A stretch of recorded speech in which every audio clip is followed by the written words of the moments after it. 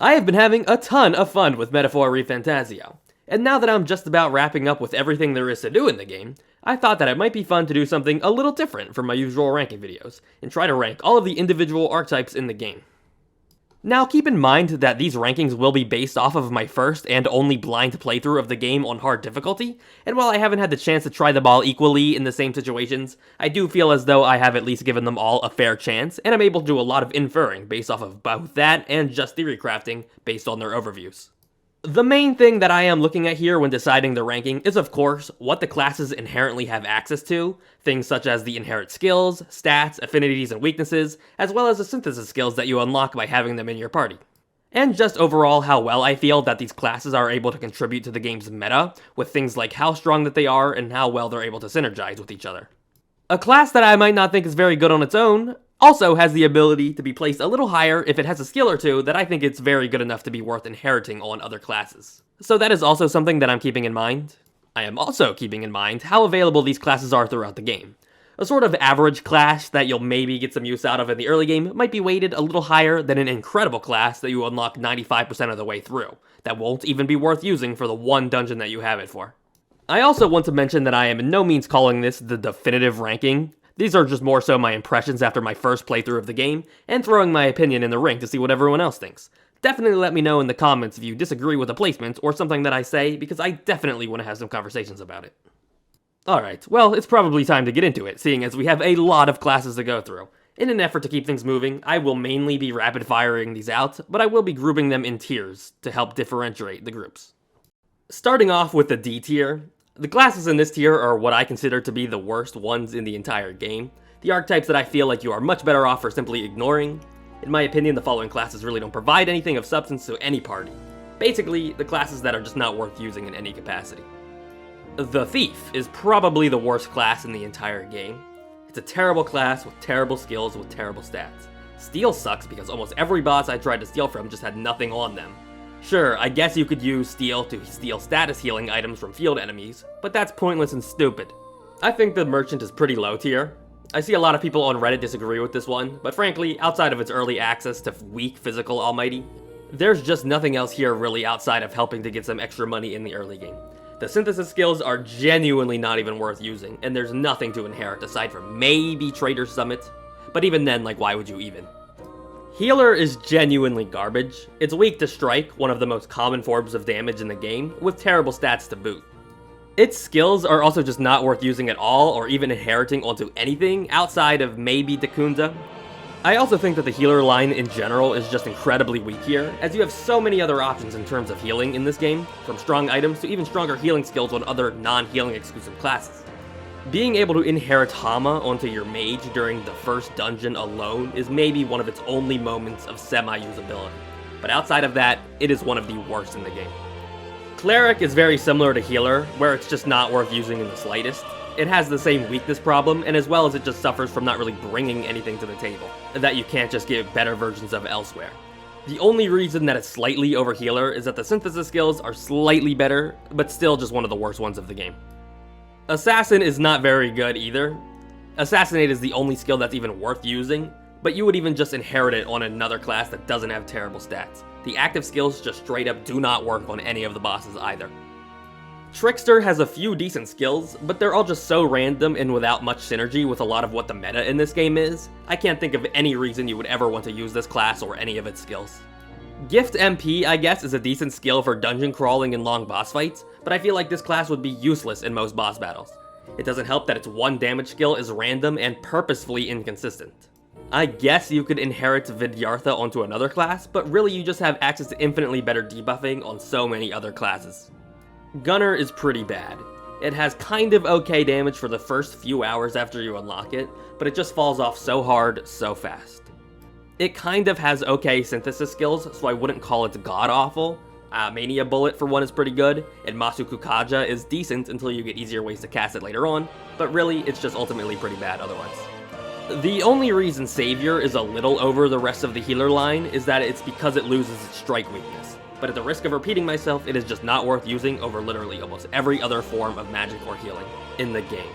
Sniper kinda sucks. It's actually decent for mowing down field battles with its decently damaging multi-target attacks, but in the battles that actually matter, it doesn't really provide much damage or utility. I guess the synthesis skills are kind of okay for bosses maybe, I guess, if you're desperate.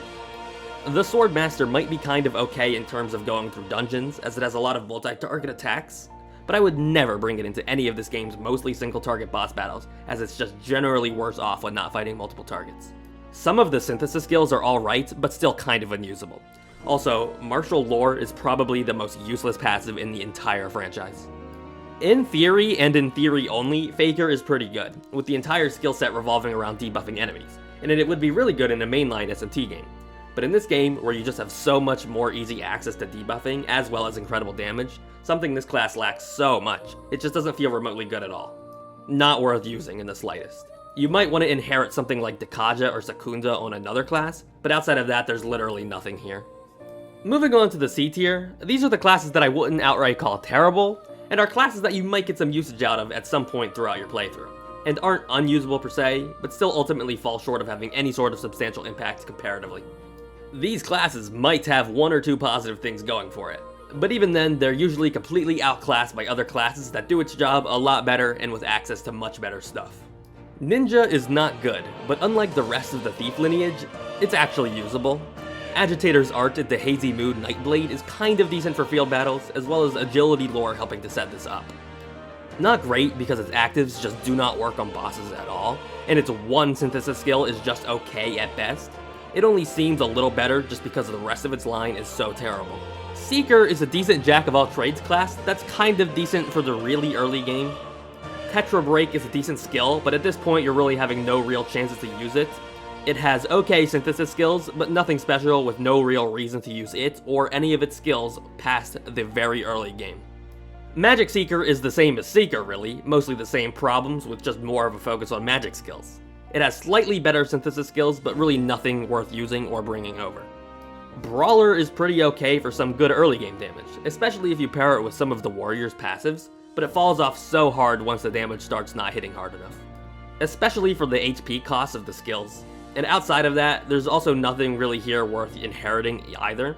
You'll probably get some usage out of this in the early game, but once it falls off, it never comes back. Dark Knight kind of sucks outside of having some decent pierce damage, but almost nothing else. Pierce Boost is a decent skill to inherit on a better class, and Peerless Shadow is a pretty good debuff tool, but really nothing you would want to use over some of your other options. Mage's one saving grace is the fact that there really aren't any other magic-based classes in the early game, and while I appreciate having the elemental coverage to gain extra press turns with it in its early phase of the game, its damage is pretty atrocious, and I can't call it good because of that. It's good for gaining extra turns in the first dungeon only, but for nothing else outside of that.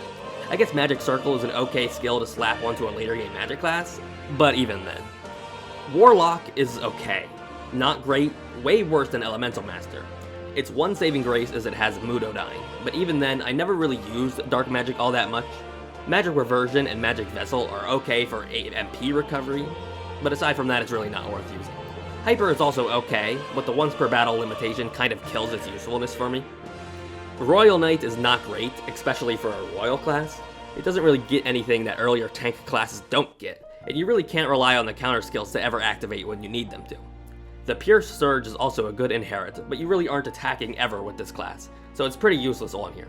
Still a pretty decent peel tank, but like we already have a few of those that we don't unlock 95% of the way through the game. Royal Thief has really good synergy between Noble Thief's Soul and Third Eye. You'll be doing a lot of canceling enemies' entire turns, especially if paired with Knight's Proclamation, but not too much damage or utility outside of that. Also, you unlock it way too late, and it also hurts that only Heisbei has access to it, and his stats make him one of the worst characters in the game. Berserker has some good damage, as well as some great utility through Kinship and Warcry, but still nothing incredible. It might fare a little better if you literally didn't get it so late into the game with not much more to go, and as well as by that point you'll probably just have access to much better stuff.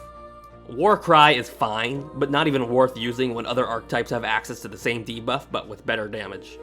Magic Knight is definitely not as good as its base counterpart, but it is okay.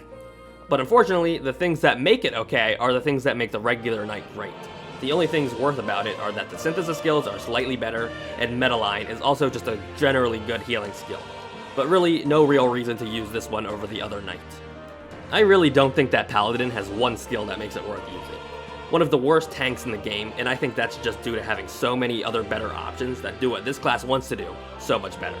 The one good thing about it is that it has two synthesis skills, magic and physical guard, and they're both really strong and can cheese a lot of the bosses. So that's why it's not at the bottom, but everything else about it just makes it not worth using. Royal Berserker has good damage and access to Peerless Warcry, which is pretty good, but when you can do the same thing with Summoner and also do a lot of damage, it makes it seem not as good. Noble Berserker's Soul pairs so well with crit up passives and definitely has some usage in the final dungeon. Unfortunately, that's the only place that you will be using this class, because it's exclusive to an endgame character, and that unlocks on him even later. Dragoon is pretty good. It has some good ad clear with its multi-targeting, multi-striking magic skills, and its passives in long-range boosts and Unshaken Will are fantastic skills to inherit onto other classes. The synthesis skills here are also really good elemental damage against bosses. Its big downside though is you probably would never want to use it on boss fights, as single target magic classes just do its job so much better and do so much more damage, and especially by the time that you get it, medium magic damage isn't going to seem or feel all that appealing. The B tier classes are all definitely solid and usable, with good skills and just plenty of stuff that makes them worthwhile. The only reason they aren't higher tiered is because just the high tier stuff in this game is just in their own weight class frankly, but I still don't want to discount the B classes just because their competition is so fierce. The Warrior is very far from a great class in terms of its active skills, but it has some pretty decent passives to carry over well into the mid game, such as Heat Up and Slash Boost. I would probably be lying if I said that you want to have this class equipped on anyone for more than the first dungeon, but I can't call it terrible thanks to these passives. Decent synthesis skills as well, if you use them correctly. The Destroyer is one of the better physical damage classes in the game. Even if you don't have it equipped, some of the passive skills are just fantastic to inherit onto others, as well as 3 incredible passives to raise damage even more. And it has some pretty great synthesis skills to boot. Unfortunately, it suffers as you're probably not going to have access to it until the last 5 to 10 hours of the game, so I can't call it all that usable, but I still can't deny it for being incredibly solid as it is. The Devil Summoner is one of my favorite classes from a thematic standpoint, and while it's definitely good, there is literally really no reason to use it when you could just use its lower tiered version, the regular Summoner instead, which in my opinion has access to so much better utility. The one thing Devil Summoner might have over Summoner is slightly better stats and damage, but I'm kind of saying that just to be nice. The Royal Masked Dancer is just a better version of Masked Dancer and Persona Master, with decent damage and access to the Magic Surge passive. Noble Dancer's Soul also makes it so that no field encounter will ever have a turn. You get it way too late in the game though, unfortunately. The Soul Hacker is the final stage of the Seeker line, and we're finally getting some usable stuff there. Very decent damage with a lot of nice utility on its skills, from enemy attack reduction across the board, to lots of MP recovery and resource management to help in dungeons. Very nice synthesis skills as well. It's definitely not incredible, but it's definitely the best of its line, by far. The Royal Warrior has some really solid physical damage, probably one of the better ones of the game, has great damage, great passives, and even some good support. Noble Warrior's Soul is incredible and carries field encounters so well. Its problem, and the problem with all of the Royal classes like I've been mentioning, is that you get them so late with little left of the game to go, so it just makes them worse, because there's not really anything that you can rely on for pretty much all of the game. The Pugilist is actually pretty good. Has pretty decent physical damage that doesn't really cost any MP, and its passive skills are also great and pair super well with the Brawler line, as well as worth inheriting onto other classes. Power Thrust is especially a good physical move all the way through the mid-game, being able to debuff enemy defense as well as put out some decent strike damage. The Samurai is very decent all around, with great damage and great utility. Attack Lore is great for mowing through field encounters, and while a lot of the single target buffs are kind of useless when you have other certain classes in your party, but I'm not going to discount this class for that reason alone. Sturdy Stance is also a fantastic skill to inherit onto your tank, and that skill alone bumps this class up quite a decent bit. The Masked Dancer is pretty good if you're willing to create the masks, just due to the sheer amount of options with what you're going to find some synergy with what you're trying to create. Its base skills are also pretty good as well, as having some great utility for both field enemies and bosses alike. Art of Dance is also a fantastic passive to equip on a wide variety of classes, and its synthesis skills are also pretty decent. There's really nothing more to say about the Persona Master, as it's basically just the same as Masked Dancer, just a slightly upgraded version with access to better stats and new masks. You're still very reliant on these masks, but it gives a lot more options and more decent skills. Moving on to our semi-final tier, the A tier, these classes are strong. Some of the better ones in the game, and the ones that I feel make up a lot of the game's meta for the most part. Not the literal best, but strong enough to where they aren't too far off. The Wizard is fantastic for the mid-game. Really good damage as well as fantastic type coverage, and Shield Blessing is great for resource management, especially with paired with other classes. Arcane Unity is also one of the best skills in the entire game. The synthesis skills are nothing special as they're mostly just variations of skills that you'll unlock later on, but still just a great class for the mid-game with incredible passives. The martial artist is incredibly solid through the end game. Not top tier by any means, as I kinda think the damage could be a little better, but it has access to really decent debuffing skills as well as Dekunda on a heavy damage strike attack. The HP costs are kinda ridiculous, but with things like its inherent self-healing, as well as the unyielding blood passive, it's more than worth it. If it did a little bit more damage, I might actually call it top tier, but it's still very strong on its own. In terms of the early game, the Knight is one of the best classes in the entire game. Knight's Proclamation is easily the best active in the early and mid game, and if you pair it with things like Knight's ridiculous defense, as well as its passive skills increasing its defense even more. Shield Arts is also a fantastic single target debuffer, and it even has access to healing with First Aid. Even its synthesis skills are great for repelling attacks. This class will single-handedly carry you through the first, second, and almost then some dungeons. The Elemental Master is a great magic class. It has incredible damage all the way through the end of the game, as well as its passives like Magic Link and Magic Boost to add even more damage and great resource management on synthesis skills. Precipice of the Abyss is a great synthesis skill, and it is overall just one of the better magic classes in the entire game. The Tycoon is really good, something I was not expecting based off the first merchant class, but the heavy physical almighty with a high crit rate, as well as almighty passive boost to further increase the damage, this class is going to do a lot of true damage. Item Connoisseur is also just really good, because I feel like a lot of the healing in this game is done with items, and I think that this class is well worth using all the way through the end game. The Royal Summoner is really good, but that's just because the regular Summoner is already an S tier class, and it's not even that much better to justify having to wait till the end of the game to unlock it, but it's still just so incredible for the amount of damage and utility that it gives you access to. The Commander is an incredible class. It has decent stats and access to Tetra and Makara Break on one skill through Heartbreak Stratagem, and it is fantastic, and it can absolutely screw up some late game bosses who rely on these. Formation of Vigor is also an incredible party-wide offensive buff, and paired with Formation of Shelter genuinely creates for an unkillable team who dishes out ridiculous damage. It doesn't have that great of damage itself, but with what it has access to in the synergy department, probably makes it one of the best in the entire game. General is the same as Commander, where it just has access to a piece of one of the strongest combinations in the game through Shelter Formation, and it just skyrockets its usability up. The rest of its skills aren't that great, but they don't really need to be. Its synthesis skills that it has access to are also just so nuts. Assault Beacon is one of the best buffing skills in the entire game, not that you even need to do it because of the Vigor/Shelter formation spam. On paper, the Prince is the best class in the entire game. It has access to everything you could ever want it to, especially if paired with a Warlord buffing it up. Some of the best damage in the entire game, and access to Resist All is just really good.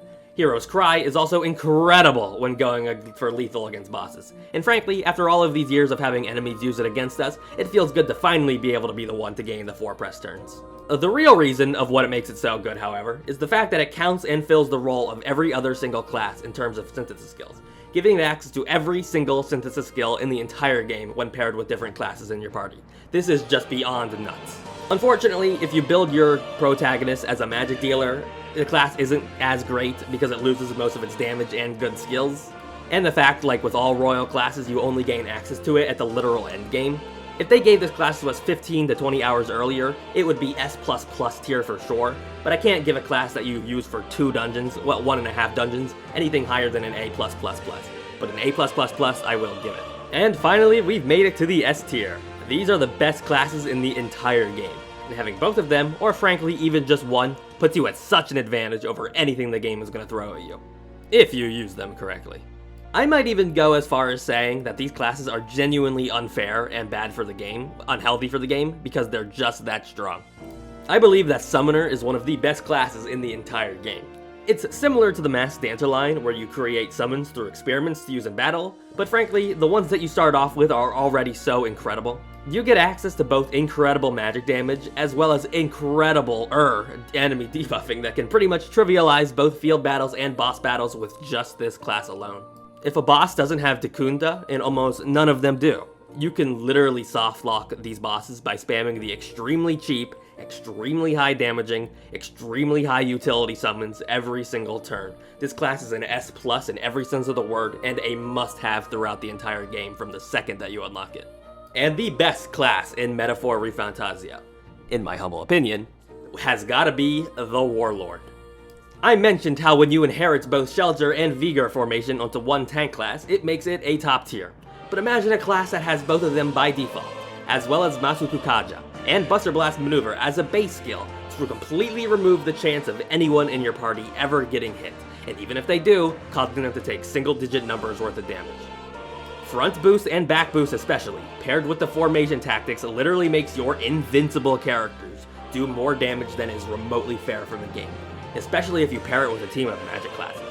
Dynash formation is the best synthesis skill in the game, and having Megidola to transfer onto your magic users as one of their best skills. Warlord is, in my opinion, the strongest class in the entire game, and I don't even think Summoner is a close second. I literally don't know what they were thinking by letting Warlord as it is make it to the full game. Whew. Alright, was that 46 classes already? Well, what am I acting surprised for? I can hardly feel my throat, I can't breathe, and I need a drink. But seriously, I had a lot of fun making this video, and it was really interesting doing a ranking video where I had to do research and a lot of trying to really think about what I'm putting out as like my idea of the objective tier list, rather than just ranking like the games in a series, something that is very clearly my own opinion. And like I said, I am just a one playthrough Andy so far on this game right now, so not everything in this video is going to be the most objective information, and definitely let me know in the comments if you got more use out of something that I kind of wrote off, or if something that I thought was strong didn't end up really working out well for you. Definitely let me know, because I really want to have conversations about this. It's why I make these videos. And like always, thank you so much for watching. I really appreciate any amount of time spent watching my videos. And if you liked it, maybe leave a like or subscribe. And if you really liked me for whatever reason, you can find my social medias in the link or the description below. And maybe even join the Discord where we have a lot of fun. Until next time, have a great day.